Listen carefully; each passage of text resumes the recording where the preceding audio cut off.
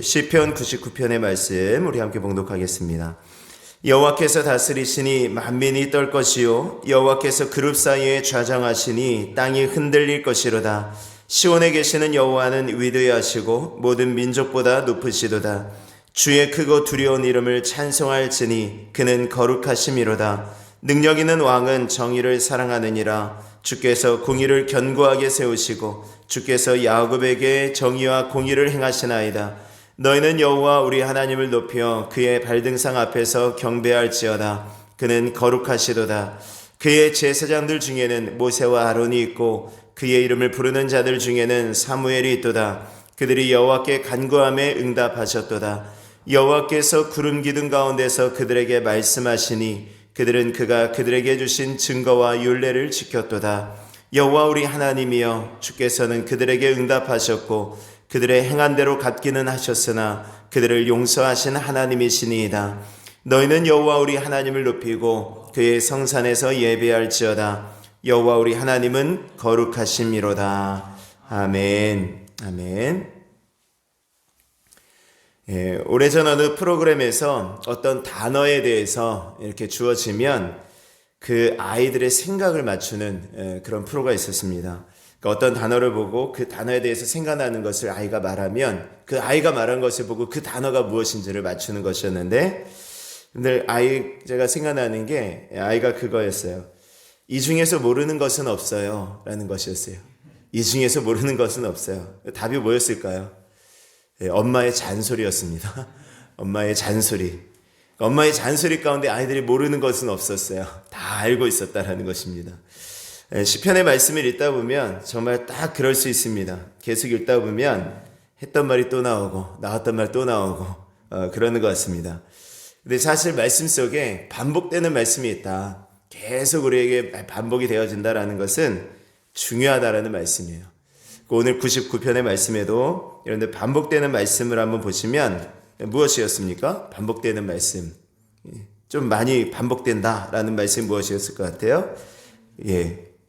거룩하시도다 라는 말씀 보이십니까? 5절의 말씀 보면, 3절의 말씀 보면 끝에 거룩하심이로다. 또 5절에도 5절 끝에 그는 거룩하시도다. 또 9절에도 하나님은 거룩하심이로다. 이렇게 말씀하죠.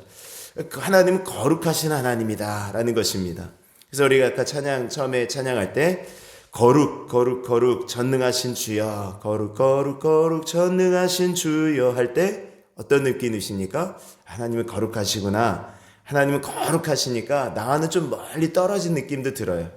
거룩이라는 말 자체가 좀 일반적인 말은 아니지 않습니까? 오늘 말씀을 또 보면 그 거룩하신 하나님이 어디에 계시다라고 말씀하시죠? 1절의 말씀에 보면 여호와께서 그룹 사이에 좌정하시니 땅이 흔들릴 것이다. 그룹 사이에 좌정하신다 그러고, 2절의 말씀에 보면 시온에 계시는 여호와는 위대하시다. 시온에 계신다 그러고, 또 7절의 말씀에 보면 구름 기둥 가운데 그들에게 말씀하셨다. 구름 기둥에 계신다 그러고, 또 9절의 말씀에 보면은 그의 성산에서 예배할지니라. 그 성산에서 예배할지니라. 하나님을 비고 성산. 뭔가 좀 하나님은 그룹 사이에 계시고 시온에 계시고 구름 기둥 가운데 계시고 성산에 계시는, 그래서 우리가 좀 멀리 떨어진 것 같은 그런 느낌이 들어요. 여기서 그룹 사이에 계신다, 시온에 계신다, 구름 기둥에 계신다, 성산에 계신다. 사실 이 말이 거의 같은 말이라고 보시면 됩니다. 이 그룹이라는 말은, 그룹 사이에 계신다라는 것은 하나님의 언약궤를 덮는 그 뚜껑을 속죄소라고 그랬죠. 속죄소 또는 시은좌라고 했습니다. 근데 그 뚜껑을 하나님의 천사가 이렇게 둘이서 이렇게 마주 대하는 모양을 하고 있어요.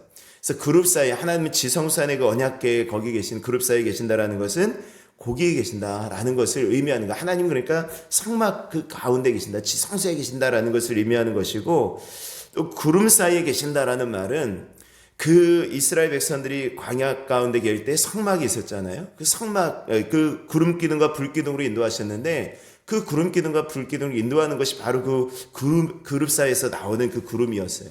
그 속에 그 구름이 낮에는 구름처럼 보이고 밤에는 그 속에서 불빛이 나와서 이제 불기둥이 되었다라는 것입니다. 그러니까 결국 그룹 사이에 계신다, 구름 기둥 가운데 계신다라는 것은 같은 말이고요. 또 말씀해 보면은 시온에 계신다, 성산에 계신다. 똑같은 말이죠. 성산이 시온산이잖아요. 그러니까 그 하나님의 언약궤가 있는 예루살렘 성 그곳에 계신다라는 것이니까 결국은 다 비슷한 말이죠. 그러니까 어찌됐든 하나님은 왠지 좀 거룩하셔서 지금 여기에 계시는 것이 아니라 그 거룩한 곳에 계실 것 같은 그런 마음이 드는 것이죠. 그런데 또 반복되어지는 또 말씀이 있어요. 거룩하신 하나님과 함께 또 반복되는 말씀은 우리 하나님이라는 말이에요. 여호와 우리 하나님. 보세요. 5절의 말씀에 보면은 너희는 여호와 우리 하나님을 높여 말씀하죠. 우리 하나님. 또 8절의 말씀에도 여호와 우리 하나님이여 라고 말씀하고요. 9절의 말씀에도 너희는 여호와 우리 하나님을 높이고 또 나와요. 그의 성산에서 예배할지어다 여호와 우리 하나님은 거룩하심이로다. 그러니까 하나님은 우리 하나님, 여호와 우리 하나님이라는 말이 더 많이 나왔네요. 4번이나 나왔네요. 여호와 우리 하나님이에요. 이게 무슨 말씀입니까? 거룩하신 하나님은 우리 아주 먼 것 같은 느낌이었는데 여호와 우리 하나님은 어때요? 뭔가 좀 가까이에 계신 것 같죠. 그러니까 그냥 아빠 이렇게 부르는 것과 우리 아빠 이렇게 부르는 것과 좀 다르고 목사님 이렇게 하는 것과 우리 목사님 하는 것과는 좀 다르고 집사님, 권사님 하는 것과 우리 집사님, 우리 권사님 하는 것과는 뭔가 좀 느낌이 다르지 않습니까? 훨씬 더 친근하고 다정한 것이죠. 하나님은 거룩하신 하나님이신데 그렇게 멀리 우주 끝에 계신 분이 아니라 바로 하나님은 지금 우리와 함께 하시는 우리의 하나님인 것을 믿으실 수 있기를 바랍니다. 우리의 하나님이다라는 것입니다. 하나님은 온 우주를 창조하고 다스리시면서 지금도 성실하게 일하시는데 그 바쁜 와중에도 어느샌가 우리의 힘든 삶을 어루만져 주러 오시고 흐르는 눈물을 닦아주시기도 하시고 넘어져 있을 때 일으켜주시기도 하는 하나님은 임마누엘 하나님인 것을 믿으실 수 있기를 바랍니다. 하나님 우리의 하나님이다라는 거예요. 오늘 시편 99편을 통해서 거룩하신 하나님, 우리 하나님을 만나는 은혜가 있기를 원합니다. 그래서 말씀의 제목을 거룩하신 우리 하나님이라고 한번 정해봤어요. 거룩하신 우리 하나님. 먼저 거룩하신 하나님 만날 때 어떤 일이 벌어질까요? 자, 1절 말씀에 보면은 여호와께서 다스리시니 만민이 떨 것이요 여호와께서 그룹 사이에 자정하시니 땅이 흔들릴 것이미로다. 그러니까 거룩하신 하나님 만날 때 떤다라는 것입니다. 떠는 거예요. 거룩하신 하나님은 거룩하신 분이잖아요. 죄가 없으신 분이잖아요. 그러니까 죄를 싫어하시는 분이고 죄된 인간의 모습으로 하나님 앞에 그대로 나간다라고 한다면 떨 수밖에 없는 것입니다. 그 하나님께서, 그 거룩하신 하나님께서 공의와 정의로 다스리신대요. 4절 말씀 보시면 능력 있는 왕은 정의를 사랑하느니라. 주께서 공의를 견고하게 세우시고 주께서 야곱에게 정의와 공의를 행하시느니라. 그러니까 하나님이 정의를 사랑하시고 공의를 견고하게 세우시는 것입니다. 거룩하신 하나님께서 공의와 정의로 판단하시고 정의로 심판하신다라는 것입니다. 그 앞에 누가 서겠습니까? 그 거룩하신 하나님 앞에 서면 아무것도 아니잖아요. 우리나라의 높은 관직에 있는 분들, 특별히 법을 아시는 분들이 조금 보통의 사람들을 향해서 법대로 하세요. 이 말이 제일 무서운 거예요. 왜냐하면 그분들은 법을 다 알거든요. 그러니까 그 법 속에서 다 끄집어낼 수 있거든요. 법대로 하면 안 걸릴 사람이 없어요. 그렇지 않겠습니까? 어떤 법에든 다 걸려요. 어떤 법에든. 어떻게든 법에 어긋나는 것을 찾아낸다고 하면은 그들은 다 찾아낼 수 있을 거예요. 그런데 거룩하신 하나님께서 인간을 바라보시면서 하나님의 정의대로, 하나님의 법대로 하신다라고 하면은 그 앞에서 누가 빠져나올 수 있겠습니까? 다 걸리는 거죠. 요즘 우리가 어디를 걸어 다녀도 CCTV가 있고 블랙박스가 있습니다. 그래서 우리가 어디를 가든지 어디에 있는지 다 알아요. 무엇을 하고 있는지 다 이렇게 알 수만 있으면 다 알 수 있어요. 동선을 다 파악이 되고요. 어디로 가서 어떻게 갔는지 다 알게 되고요. 또 우리가 핸드폰만 들고 다녀도 위치 추적이 다 되지 않습니까? 그 마음만 먹으면 과학이 얼마나 발달했는지 핸드폰에 카메라가 다 있잖아요. 그 카메라를 원격으로 조정할 수가 있습니다. 그래서 그 카메라를 통해서 우리들이 가는 거, 우리들이 뭐 하는지를 다 또 촬영할 수도 있어. 들여다 보고 싶다라는 마음만 들면은 다 할 수 있는 그런 시대입니다. 그러니까 우리가 어디를 갈 수 있겠습니까? 만약 그렇게 카메라를 통해서 우리의 삶의 행적을 들여다보기만 해도 우리는 참 부끄러운 일들이 많이 나타날 것이죠. 인간이 만든 과학기술도 그 정도로 사람의 일거수일투족을 다 감시할 수 있는데 세상을 만드신 하나님이시고 우주를 만드신 하나님이신데 어떻게 우리의 삶을 모르시겠습니까? 카메라는 우리의 겉모습만 알아낼 수 있지만 하나님 우리의 모든 마음의 속마음 그 생각까지도 다 아신다고 하시는데 어떻게 우리가 그 하나님 앞에 피할 수가 있겠습니까? 그러니까 그 거룩하신 하나님 앞에 설 때는 우리가 그냥 두려워 떨 수밖에 없는 것이에요. 그러니까 거룩하신 하나님은 바라볼 때 두려우신 하나님, 정말 떨리는 하나님, 그런 마음이 들지만 그런데 중요한 것은 하나님이 그 거룩하신 하나님이 우리의 하나님이 되어지신다라는 것입니다. 어떻게 우리의 하나님이 될까요? 오늘 8절 말씀 보시면 이 말씀이 좀 중요한 말씀이죠. 여호와 우리 하나님이여 주께서는 그들에게 응답하셨고 그들의 행한 대로 갚기는 하셨으나 그들을 용서하신 하나님이시니이다. 아멘. 하나님은 어떤 하나님이세요?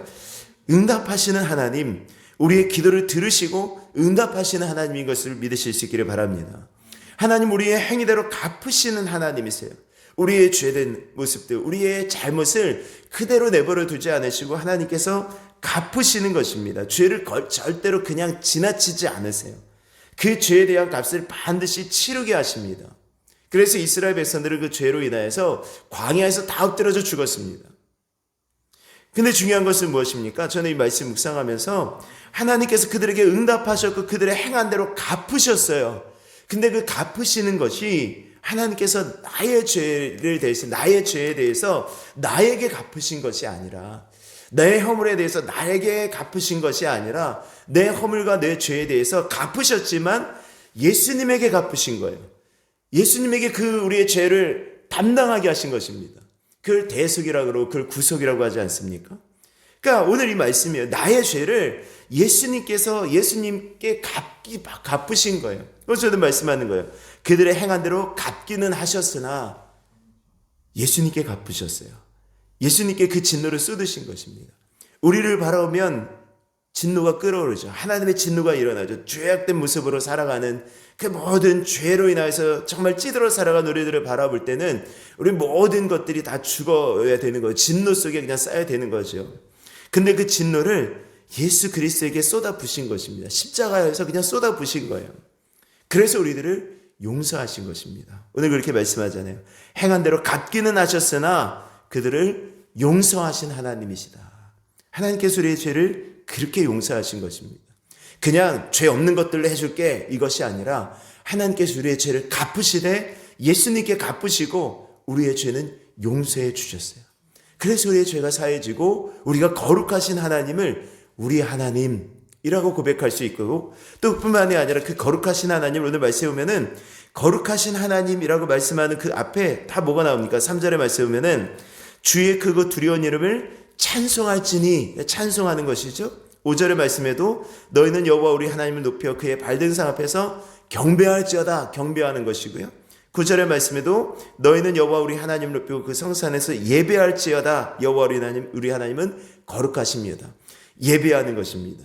그 거룩하신 하나님을 그대로 인간의 죄된 모습으로 가면 다 죽겠지만 예수 그리스도의 보혈의 피로 우리들을 용서하셨기 때문에 모든 죄값을 예수님께서 담당하셨기 때문에 우리는 하나님 앞에 나아가며 하나님을 찬양할 수 있고요. 우리가 경배할 수 있고요. 우리가 예배할 수 있는 그런 사람이 되어졌다라는 것입니다. 오늘 그 은혜를 인하여서 우리가 감사하고 오늘 한날도 그 거룩하신 하나님이 우리의 하나님 되심을 기뻐하며 감사하며 감동하며 감격하며 나아갈 수 있는 한날이 되어주실 수 있기를 주의 이름으로 축원합니다. 이 시간 우리 찬송 드리시고 우리 기도하겠습니다.